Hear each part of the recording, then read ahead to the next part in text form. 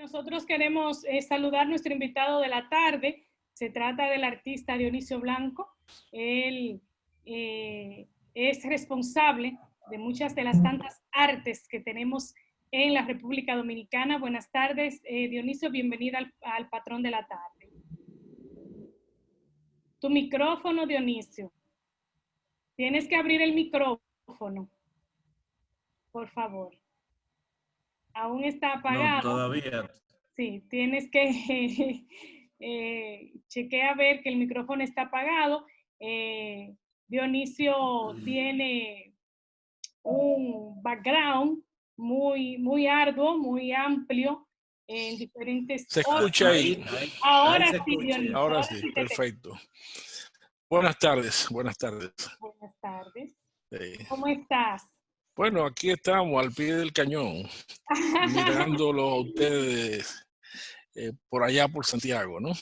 Dionisio, ¿cómo han estado las pinturas en medio de la pandemia? ¿Se puede crear ante una pandemia?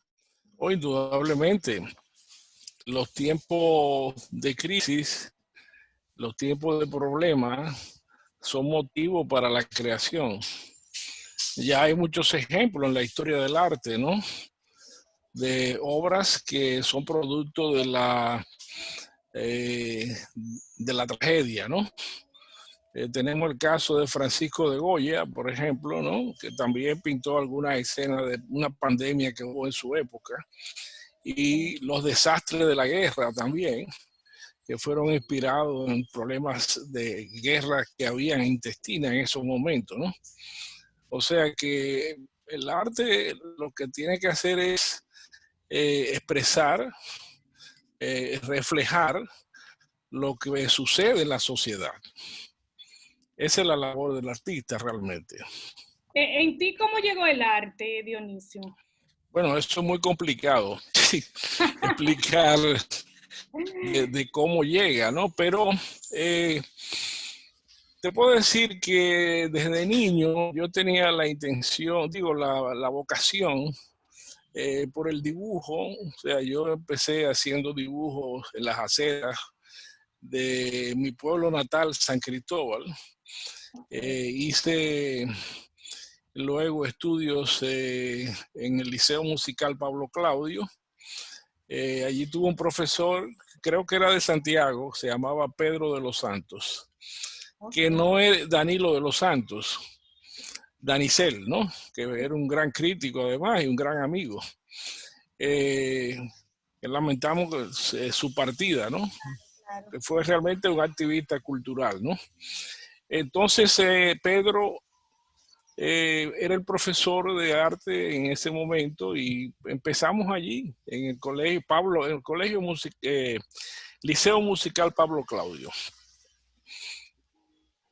Juan. Profesor, la masificación de los artistas del pincel, por ejemplo, en el caso particular de Santiago Los Caballeros, eso ha contribuido a deprimir no solo la calidad de las obras, sino el costo. A mí me llama poderosamente la atención que excelentes artistas de Santiago Los Caballeros, por ejemplo, ya sus pinturas no tienen el valor que uno recuerda hace 10 o 15 años, que era difícil adquirir una pintura de uno de nuestros artistas. Sin embargo, ahora se consigue con una gran facilidad. ¿Qué es lo que pasa? Bueno, mira, ya eso es un asunto de mercado, lo que tú estás tratando, porque la masificación es un asunto también de economía, ¿no? O sea, y el problema del arte está dentro de la sociedad de consumo, oferta y demanda, ¿no?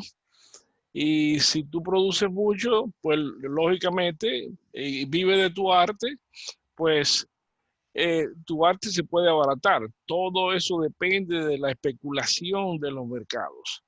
O sea que el arte para mí es otra cosa. Yo creo, por ejemplo, en lo que decía Olo Arundel, en el arte por el arte. Yo creo, por ejemplo, que los indios, los taínos, y más del lado de ustedes por ahí, que había una cultura meyacoide, ¿no? Te puedo explicar que ellos hacían arte, sus pictografías, y ellos no sabían que a eso nosotros le íbamos a llamar arte hoy, ¿no? Pero lo hacían, se expresaban sus voliciones, sus pensamientos, y nosotros podemos, por la escritura y lo que ellos plantearon, descifrar su pensamiento, o sea, o lo que ellos, a lo que ellos le temían. ¿Y por qué hacían arte? Es un asunto innato de los seres humanos. O sea que el hecho de que haya masificación o no, que por ejemplo hayan pintores haitianos que pinten masivamente, eso no les quita nada. Si la obra es buena, aunque no sea valorada desde el punto de vista económico, la obra está ahí y tiene su lectura, eso tiene un valor. Esa es mi opinión. Buenas tardes, Nelson Peralta, ¿cómo está usted? No escucho. ¿Cómo está? Nelson Peralta, mucho gusto. No sí, se te escucha. Es que Nelson tiene problema de sonidos. Mira a ver, Nelson, si puede. Pero tú me escuchas. Sí, pero ahora sí. Muy bajito, pero te escucho. Me escucha, ok, vamos a tratar de mejorar. Algo importante. ¿Cómo evalúa usted, cuáles son los parámetros para hablar de murales? ¿De quién? Murales. Ah, de murales. Murales, sí. En Santiago, bueno, los murales, por ejemplo, en el monumento del interior de Vela Sanet. Pero se ha llenado la ciudad, que todas las paredes, de pintura de artistas, de otro y cosas que... Sí, claro. Esto se está haciendo hace mucho tiempo. Por ejemplo, Jaime David, en Ojo de Agua, como le dicen, ¿no? Por el pueblo de la Mirabal, ¿no? Empezó un proyecto pintando murales en las calles y se extendió. Luego también lo llevó al Palacio de los Deportes. Aquí se está haciendo arte público hace tiempo, porque el mural simplemente es pintar sobre el muro. Ahora, eso es una cosa y hacer fresco es otra cosa. Como se hacía en la antigüedad, por ejemplo, la Capilla Sixtina, el juicio final de Miguel Ángel que está allí, es una obra que está pintada al fresco, ¿no? O sea, hay también pinturas que son especie de maroflé, que son murales transportables. O sea, cuando digo maroflé es porque se hace un mortero para adherirlo a la sobreestructura. Hay muchas formas de hacerlo, ¿no? Por ejemplo, yo soy un gran admirador de los murales de Siqueiro, en México, y del mismo Diego Rivera. Y Diego pintaba al fresco, más Siqueiro utilizaba un material pirocilina y materiales propios que se daban en México para hacer sus obras, o sea, y usó la encáustica, diferentes técnicas, porque lo del mural es simplemente pintar en la estructura de la pared. Profesor, pero vuelvo con el tema, porque es que aquí tiene que haber algún problema profundo, porque, por ejemplo, las exposiciones de pintura están virtualmente paralizadas. Yo tengo años casi que no se me invita a una exposición de pintura, y eso era frecuente en la ciudad de Santiago de los Caballeros. Bueno, sí. Nuestros artistas nos invitaban a exposiciones. ¿Qué es lo que pasa? ¿Tiene que haber alguna crisis, profesor? Maestro Bonilla quiere saber si se ha dejado de comer de la pintura, si ya no es viable en términos económicos para los que tienen la vocación de la pintura. No entendí la pregunta. O sea, yo escuché primero lo que me dijo don Juan Bonilla y ahora lo de Sagrario, ¿no? Son diferentes, son dos preguntas diferentes. Son dos preguntas diferentes. Claro que sí. Bueno, lo que planteaba Bonilla es simplemente un asunto de que se hacen exposiciones, pero en la pandemia tenemos ya 6 meses, casi 7, en esta situación, no creo que sea prudente ni siquiera hacer una exposición. Fíjate, yo trato ni siquiera de ir a la peluquería, ¿eh?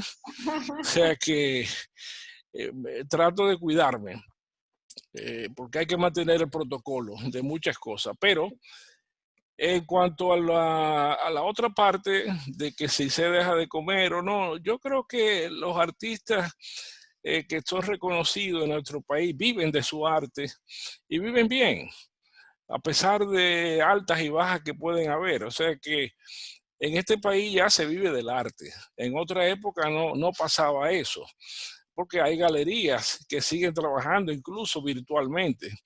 Y el hecho es ese, o sea que antes se organizaban más exposiciones bienales.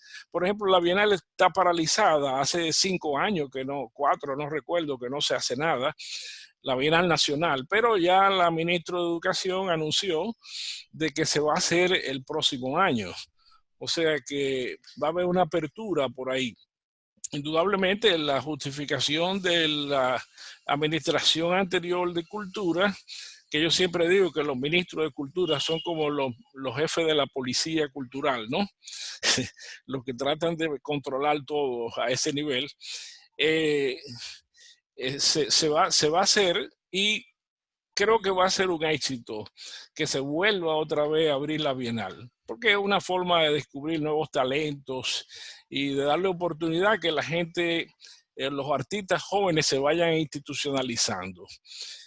Ya lo de las exposiciones, bueno, pues como tú dices, correcto, yo creo que hay menos porque se están haciendo más cosas de arte contemporáneo, performance y etcétera. O sea que ya eso es otra cosa. Pero el arte está ahí, se sigue haciendo arte. O sea que nuestro país tiene buenos artistas. 1973, usted gana el primer premio de pintura en Bellas Artes. ¿En ese momento inspirado en qué? Bueno, yo era estudiante de la Escuela de Bellas Artes, o sea, yo gané premio de pintura, también gané el premio de dibujo, o sea, yo tuve varios premios en la academia, en la escuela, y luego también gané un premio en la Bienal, pero para mí los premios no es lo que hace un artista, ¿eh? Es un reconocimiento que es válido, tú lo aceptas bien, pero no te puedes poner loco. O sea, tú tienes que trabajar. No te por ejemplo, subir los humos a la cabeza, ¿verdad? Te voy a decir algo, mira.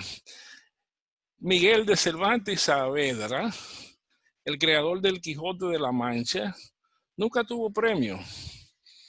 ¿Y quién no lee a Miguel de Cervantes y Saavedra? Por ejemplo, Shakespeare nunca tuvo un premio. O sea, yo digo que sí son buenos los premios porque incentivan e institucionalizan artistas, pero no es que eso es lo que hace un artista. Por eso te puse el ejemplo de los taínos, de lo que hacían de su obra, ya tanto en escultura como en pintura, o sea, en pictografías. Y ellos no sabían ni se podían enterar de que eso le iban a llamar hoy día arte. Y hay obras de arte ahí muy interesantes que deben ser estudiadas todavía. Don Dionisio Blanco, usted es un artista plástico muy caro. Muy Usted caro. Es un artista plástico muy caro, porque yo conozco varios aquí en Santiago que sus obras son muy caras. ¿Cómo son las suyas, don Dionisio? Sí, pero no es un asunto de aparece cara, aparece más barata, todo depende de la necesidad del que la venda. O sea que por eso te digo que los valores ya a nivel económico, por ejemplo, mi obra ha estado en subasta, he ido a Sotheby's, ha estado en muchas ferias de arte, se han vendido muy bien fuera. Y yo me alegro por el hecho de que la gente le gusta, que lo importante es eso, que lo que tú haces como arte puede tocar la sensibilidad del espectador. Pero en síntesis, yo creo que el artista vende, y como el caso de Giorgi, por ejemplo, que para mí es el mejor pintor, uno de los mejores pintores que ha dado este país, y te voy a explicar. La retina de Giorgi está en sus obras. Tenía un ojo fuera de serie. Cuando tú miras un cuadro de Giorgi, con las casitas vernáculas, tú ves, y las luces, los contrastes, tú miras el tiempo detenido, o sea, la luz. Como decía el poeta de Anuncio, ¿no? Que decía que el color es el esfuerzo que hace la materia para convertirse en luz. Y él lo hizo, o sea, hizo una obra.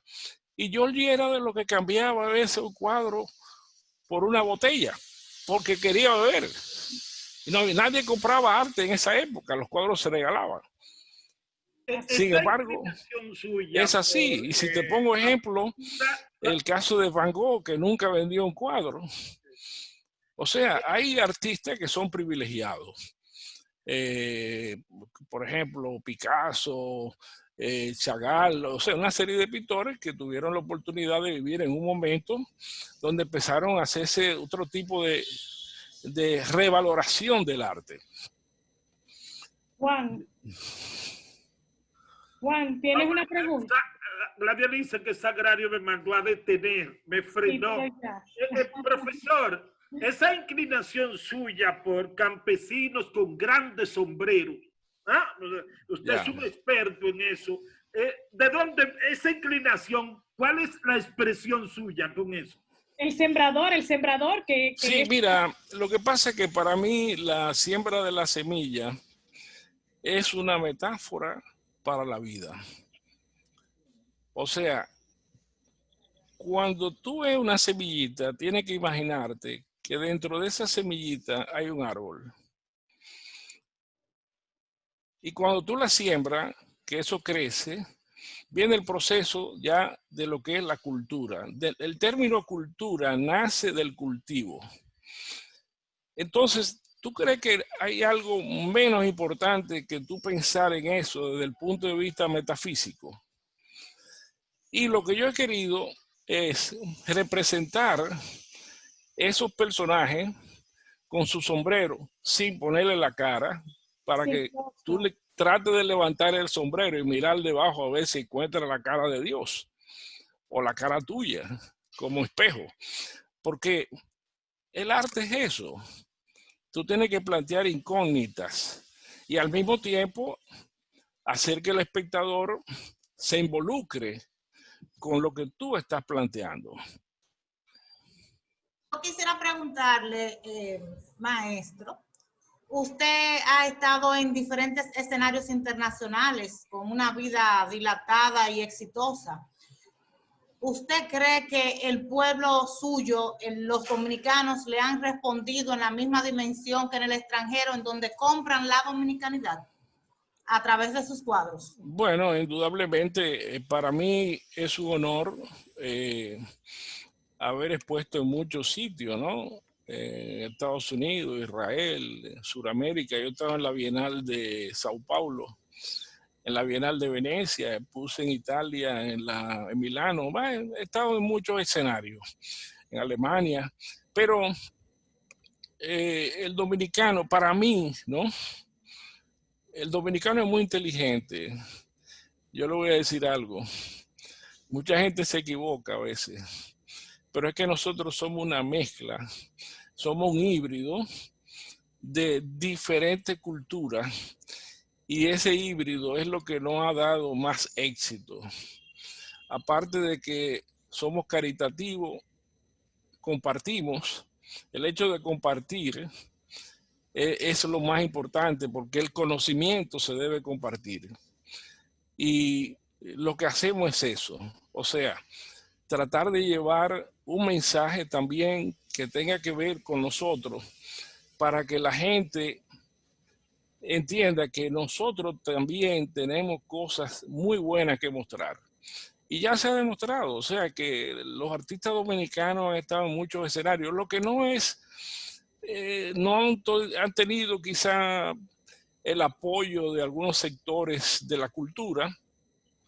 De hecho, a veces los artistas, no lo digo por mí, sino por muchos, que son como, se sienten huérfanos, porque no tiene quien lo apoya. Eso sucede muy a menudo, es lamentable, pero de que se está haciendo ya de hace un tiempo hacia acá, conexiones, se están llevando exposiciones internacionales. Yo mismo he sido curador de exposiciones. Yo llevé 11 dominicanos a Italia y traje 11 italianos aquí, de los mejores pintores italianos. Incluso hoy vino Enrico Bach, que fue compañero de Picasso y de Klein. Y todas esas cosas, todos esos encuentros, ese compartir, ayuda a que nuestro pueblo crezca, porque hay un intercambio de culturas. Y la cultura va primero y después viene la parte política. Lo que pasa es que los políticos no entienden mucho eso. También hay que entender también la parte docente suya, y es bueno conocer su perspectiva sobre los nuevos pintores, sobre lo que usted le está enseñando. Bueno, yo realmente no doy clase de pintura. Yo daba clase en la Universidad Autónoma de Santo Domingo. Me pasé 22 años dando clase. No me jubilaron nunca, pero no me quejo. O sea, porque yo abandoné. O sea, al final yo tenía un compromiso internacional y para no hacer lo que no se debe hacer, las cosas ilegales, yo preferí retirarme. Entonces me fui a hacer mis compromisos internacionales y después que vine me querían involucrar y yo dije, no, mira, no me interesa, me quedé fuera. Sin embargo, sí, la docencia, yo aprendía con los estudiantes y creo que es importante. O sea, ¿Usted impartía qué dibujo? Yo daba clase de dibujo. En la Facultad de Arquitectura daba clase de dibujo básico 1 y 2 en el área de expresión. Y en la Facultad de Humanidades daba dibujo 3 y dibujo 1. O sea, porque a veces me gusta trabajar más con los que vienen nuevos. En muchos casos. Nelson tiene una pregunta, así es que como está bajito, vamos a... Sí, cómo no. Lo subimos un poquito ahora, profesor, a ver si me escucha mejor. Profesor, uno siente como que en esta ocasión no están surgiendo tantos talentos como en la época en que usted se formó. ¿Pasa algo? ¿Qué sugerencia usted le podría hacer a las autoridades para que trabajen en el área de las artes? No, yo creo que hay talento, aquí hay mucho talento. El país tiene jóvenes incluso que trabajan en arte contemporáneo, que son muy valiosos. Yo recuerdo incluso en una ocasión que cuando fuimos a la Bienal de Sao Paulo, te pongo este ejemplo como metáfora, tú ves, Silvano Lora, el curador, no que no voy a mencionar el nombre, no quería que Silvano fuera, porque Silvano hacía performance y se quitaba la camisa y pintaba las telas y llevaba sus bailarinas y todo. Entonces, creo que el ministro de Turismo era Subelví Bonilla y nosotros conseguimos pasajes en primera clase en Panam para ir a la Bienal. Iba él, Sanúñez, bueno, no voy a mencionar mucho para no complicar el asunto. El hecho es que cuando yo llego a Sao Paulo, me encuentro que el director del Museo de Historia era un amigo mío. Me sorprendió porque uno tenía unos casilleros, los artistas por países, ¿no? Con sus nombres, y ahí te dejaban invitaciones, ¿ves? Yo fui por ejemplo, a la invitación a una recepción que hizo la Embajada de Estados Unidos y a una que hizo la Embajada de Alemania. Llamo al cónsul de nosotros que estaba en Río de Janeiro, que era Cotubanamá Enrique, y le digo, óyeme, ¿y por qué nosotros no vamos a hacer una recepción para que nos presenten a la prensa? Porque lo importante es que si va una delegación, es que tengan contacto con la prensa para que los otros, porque la prensa iba a todas esas actividades. Bueno, el personaje nunca apareció. El día de la inauguración, yo me fui con el amigo mío, que iba con el presidente Sarney, y me metieron en la comitiva, o sea, adelante, ¿no? Y entonces cuando el cónsul nuestro vio eso, me cayó atrás.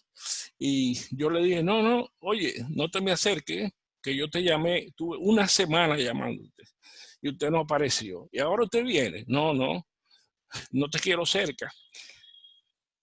La primera parte que visitó el presidente fue la de nosotros. Y ahí mismo estaba Silvano haciendo su performance, que fue excelente, fuera de serie. Oye algo, el curador nuestro tenía la cara triste porque él no quería que Silvano fuera. Oye, cómo son las cosas, ¿eh? Entonces, ¿a qué me refiero? Tú tienes que valorar en el asunto del arte gente, aunque sean tus enemigos. Porque es que el arte no tiene que ver con política ni con nada. Esa es mi opinión. O sea, una cosa es una cosa y la otra es la otra. O sea, los valores no se pueden tapar porque van a salir como quiera, a la corta o a la larga. Y hay mucha gente que no entiende esos juegos democráticos. Entonces, lo que yo quiero decirle es que al otro día el cónsul fue a dejarme un ramo de flores en el hotel, pero él no me encontró porque yo había salido para Fort de Iguazú con destino a Buenos Aires. O sea que no me encontró, ni nunca me encontró más, simplemente porque no me interesa. Ese tipo no sabe lo que es arte, no valora lo que tiene. Sin embargo, cuando fui a la recepción de la Embajada de Estados Unidos, me encuentro con John Cade, a quien se le dedicaba la Bienal. Tú dices, ¿de qué tú te pierdes? El problema es tú poder estar en los escenarios cuando suceden las cosas. Y si tú no estás, pues te quedas fuera. Simplemente. Y muchas cosas también son factores de suerte, en mi opinión. Que tú puedes estar en un momento en que se dé una situación y que la gente pues pueda conectar con el circuito de lo que se está moviendo en el asunto del arte. Bueno, Dionisio, digo, me excusa si estoy hablando más de la cuenta. No, está bien, pero Dionisio Blanco es acrílico y óleo sobre tela. Un momentito, Juan. Una cátedra, una cátedra. Úsame, Nelson Peralta. Yo quiero, profesor, ver si usted me ayuda a resolver esta confusión. Estos murales del Ayuntamiento de Santiago, profesor, ¿eso es obras artísticas? ¿Eso es una contribución a la cultura? ¿O eso es simple farándula? ¿En qué estamos con eso? No, yo creo que, mira, si hay una persona que admira, incluso al alcalde que ustedes tienen, soy yo. Y aunque no, ¿qué te digo? No estaba de acuerdo. Yo quería que ganara otro partido ahora, porque vamos a hablar de política. Un ejemplo, ¿eh? ¿Por qué? Porque yo creo que había que hacer cambios ya, indefectiblemente. Pero no podía decirlo públicamente porque yo siempre estuve cerca de Juan Bosch y mi padre fue de los fundadores del PLD. Más esa labor que está haciendo el alcalde es muy valiosa. Yo creo que esas obras que están ahí no es farándula simplemente, es un asunto de expresiones de artistas, incluso jóvenes, que van dejando su huella en cada una de las cosas, porque hay pintores que quizá no son muy conocidos por X razones, pero en algún momento pueden serlo. Y ellos van haciendo paso a paso su camino. O sea, yo lo que creo que hay que leer mejor, leer lo que se está haciendo y darle su tiempo, porque a veces las cosas no suceden en el mismo momento en que vivimos, sino un poquitín más adelante, ¿no? Esa es mi opinión. Le decía a Dionisio que usted es un artista de acrílico y óleo sobre tela, pero también usted es escultor. Sí, claro. ¿Qué ha pasado con esta parte del arte, con la escultura? Bueno, yo sigo haciendo escultura. no monumentales, porque casi nunca te dan ese tipo de oportunidad. Y es un asunto de recursos. El asunto de la escultura lleva recursos. Hay que hacer inversiones grandes. Sobre todo a mí me interesa trabajar siempre en bronce. Y de hecho yo he hecho bastantes piezas. O sea que no es desde ahora que estoy haciendo ese trabajito. La escultura tiene un valor desde el punto de vista arquitectónico. O sea, es tridimensional, no se valora igual que la pintura, que es bidimensional. Y en nuestro país todavía no hay una cultura que asimile, o sea, en la parte de los mismos coleccionistas, ¿ves? El valor que puede tener cada cosa que se va haciendo en ese aspecto. Yo lo que he tratado de hacer las mismas cosas que hacía en pintura, o que hago en pintura, hacerlo en escultura, porque es una manera de darle más tiempo a la obra, sobre todo el bronce, que es un material digno y muy duradero. Dionisio, ¿en el país existe alguna galería que reúna, digamos, la obra de Dionisio, la de Guillo Pérez, Cándido Vidó, la de Giorgi Morel? ¿Hay alguna galería que tenga una muestra representativa de nuestros artistas del pincel? Oh, pero claro, la Galería de Arte Moderno, el museo. El museo tiene obras de casi todos los artistas más importantes del país. Lo que no sé si están todos en exhibición, porque ya eso depende de los curadores. Pero el museo incluso publicó el año pasado o antepasado una obra grande, un libro con todos los premios de bienales. Eso tiene un gran valor, o sea, para nosotros y para que el extranjero, cualquiera que venga y vea que existe este tipo de cosas, pues se da cuenta que le han puesto importancia a esto, ¿no? De hecho, hay muchas galerías que también, por ejemplo, Chanel, la galería de Juan José Mesa, que está en Plaza La Lira 2 en Piantini. Aquí hay varias galerías que tienen obras de grandes, incluso de Praventos, de diferentes pintores, ¿no?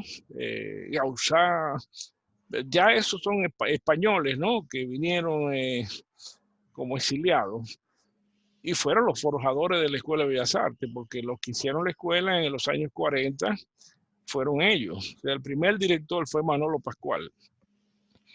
Y ahí empezaron a integrarse y a nosotros asimilar la cultura europea por esa vía en materia de arte, ¿no? Por eso nuestra escuela y nuestros valores, aunque los textos, por ejemplo, de las Bellas Artes, que están depositados en la Secretaría de Educación, lo escribió Díaz Nich, no sé si conocen a Rafael Díaz Nich, y Jaime Colson. O sea que eso está allí. Díaz Nich era de, ¿cómo se llama este pueblo que está después de Montecristi? De Dajabón. Dajabón. Y está enterrado. Fue un gran intelectual, ¿eh? Incluso reconocido en París. Él vivió mucho tiempo fuera. Y hizo grandes contribuciones a la integración también entre los artistas españoles, europeos que llegaron y la Escuela de Arte. Sagrario. Con sus obras se inició la colección Arte Café de una empresa comercial del país. Llevarle de manera más asequible la cultura dominicana a la población parece ser una buena idea. Sin embargo, otras empresas no han copiado esta forma de hacer llegar a un mejor precio las obras de los dominicanos. Primero quiero su valoración de la colección Arte Café con la que usted inició y luego de qué manera hacer más accesible esas grandes obras o buenas obras de grandes pintores a los dominicanos. Bueno, de hecho, quien empezó fue Centro Cuesta Nacional con la colección. Y como yo fui el primero, fui el sacrificado también. O sea que indudablemente yo le hice la sugerencia a Alejandro González Cuesta, que es el que se encarga de esto allí, ¿no? Hermano de José Miguel, que son bellas personas, son personas muy inquietas, muy inteligentes. Y yo hasta le sugerí en el momento en que estamos haciendo esto, hacerlo con manteles, ¿no? También se diseñan, hay obras de artistas que están diseñadas en corbatas. Si tú vas, por ejemplo, al Museo Metropolitano de Nueva York, entra a la tienda, tú vas a encontrar corbatas diseñadas con ilustraciones de artistas persas, bellísimas, Salvador Dalí, Picasso, todo. Yo tengo una colección de corbatas. Antes yo usaba mucha corbata, ya no uso por el calor, pero corbatas que eran de colección, porque al final se convierte en obra de colección. Y el hecho de que ellos lo hicieran y no lo ha hecho más nadie, es porque si es colección, ya ellos empezaron con esto, nadie puede venir a copiarle su modelo. No sé si me comprende. Se puede hacer, pero con otro tipo de cosas, ¿no? No haciendo exactamente lo que ellos empezaron. Esa es mi opinión. Pero de hecho la colección se ha extendido y es bastante grande. Ya hay piezas, a mí me llaman a veces que si no tengo una tacita, ¿no? Yo no tengo, o sea que imagínate. Hace muchos años de eso, ¿eh? Sí, hace 13 años. 13 años, exacto. O sea que ya desaparecieron. La suya, bueno, porque como empezaron con pocas piezas con usted, luego ya le han ido aumentando piezas por año. Claro. Y ahora es una vajilla grandísima. Eso es correcto. No, sí, incluso yo me encontré con don José León hace un tiempo y me dijo, mira, allá en mi casa de Polo, porque él vive allá en Barahona, la montaña, las tacitas que yo uso son las tuyas. Yo le digo, bueno, yo me alegro, porque por lo menos me tiene ahí espiritualmente.